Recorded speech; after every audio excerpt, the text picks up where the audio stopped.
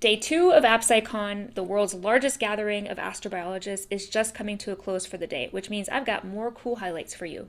This morning, I went to the plenary session, which was all about Mars exploration, and we got some really great updates about everything we've learned from the Perseverance rover so far. We also took a look at what's in store with Mars sample return. So Perseverance is currently collecting and caching samples, which will hopefully soon be returned back down to Earth. Now, the amount of cool science that's going to be possible in these samples is so exciting to think about, and we're going to get an unprecedented opportunity to search for evidence of past and maybe even present life on Mars. Now, later, I went to a talk about detecting the vibrations of life. And yes, it's as cool as it sounds. So this team is using nanotechnology to pick up on minuscule vibrations produced as a result of microbial cell activity. And they can even use patterns in these nanovibrations to distinguish between cells that are alive from cells that are inactive. And they suggest that similar technology could be used to detect life elsewhere, even if it looks very different from life here on Earth. And finally, I went to a session all about using terrestrial environments here on Earth as analogs for what might be happening on other planets and moons. One example is work that was conducted at this really cool location called Blood Falls in Antarctica